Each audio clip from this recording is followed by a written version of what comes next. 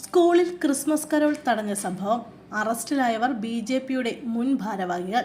Case അട്ടിമറിക്കാൻ ബി.ജെ.പിയുടെ ശ്രമമെന്നും സന്ദീപ് വാര്യർ. നല്ലേപ്പിള്ളി സർക്കാർ യു.പി. സ്കൂളിൽ ക്രിസ്മസ് കരോൾ തടഞ്ഞ വിശ്വഹിന്ദു പരിഷത്ത് പ്രവർത്തകർ ബി.ജെ.പിയുടെ മുൻ ഭാരവാഹികളും സജീവ പ്രവർത്തകരുമെന്ന് ബി.ജെ.പിയിൽ നിന്നും കോൺഗ്രസിലെത്തിയ സന്ദീപ് വാര്യർ. ആക്രമണം നടത്താൻ നേതൃത്വം നൽകി റിമാൻഡിലായവരിൽ 2 പേരും മുൻ ബി.ജെ.പി ഭാരവാഹികളാണെന്നും പാലക്കാട് ഉപതെരഞ്ഞെടുപ്പിൽ ബി.ജെ.പി സ്ഥാനാർത്ഥി കൃഷ്ണകുമാറിനായി പ്രവർത്തിച്ചവരാണെന്നും സന്ദീപ് വാര്യർ ആരോപിച്ചു. പ്രതികളിൽ ഒരാളായ വിശ്വഹിന്ദു പരിഷത്തിന്റെ ജില്ലാ സെക്രട്ടറി കെ അനിൽകുമാർ ചിറ്റൂരിലെ ബി.ജെ.പിയുടെ മണ്ഡലം ഭാരവാഹിയായിരുന്നു. വി സുശാസനൻ OBC മോർച്ചയുടെ പഞ്ചായത്ത് പ്രസിഡന്റായിരുന്നു.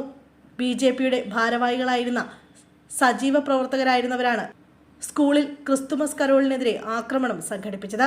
കഴിഞ്ഞ പാലക്കാട് ഉപതെരഞ്ഞെടുപ്പിൽ ബി.ജെ.പി സ്ഥാനാർത്ഥി C കൃഷ്ണകുമാറിന് വേണ്ടി പ്രവർത്തിച്ചിട്ടുണ്ട്. സാമുദായിക നേതാക്കളുമായി സംസാരിക്കാനും വോട്ട് ഏകോപിപ്പിക്കാനുമായി ബി.ജെ.പി ചുമതലപ്പെടുത്തിയവരാണ് സ്കൂളിൽ കരോൾ തടഞ്ഞതെന്നും സന്ദീപ് വാര്യർ ആരോപിച്ചു.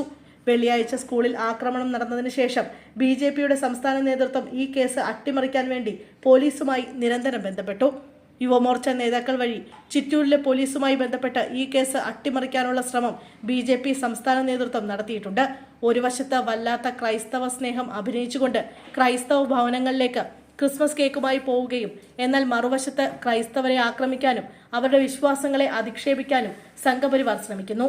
സ്കൂളിൽ കുട്ടികൾ സംഘടിപ്പിച്ച ക്രിസ്മസ് ആഘോഷങ്ങൾ തടയാനുള്ള ശ്രമം കേരളത്തിലെ മതസൗഹാർദ്ദം തകർക്കാനുള്ള ശ്രമമാണ്. ഇരകളോടൊപ്പം ഓടുകയും അതേസമയം വേട്ടക്കാരനോടൊപ്പം വേട്ടയാടുകയും ചെയ്യുന്ന സമീപനമാണ് ഇക്കാര്യത്തിൽ ബി.ജെ.പിക്കുള്ളത്. ഈ നിമിഷം വരെ ബി.ജെ.പിയുടെ സംസ്ഥാന അധ്യക്ഷൻ ആക്രമണത്തെ തള്ളിപ്പറഞ്ഞിട്ടില്ല. ഇത് സൂചിപ്പിക്കുന്നത് ബി.ജെ.പിക്ക് ഇതിൽ ബന്ധമുണ്ടെന്നാണെന്നും സന്ദീപ് വാര്യർ ആരോപിച്ചു.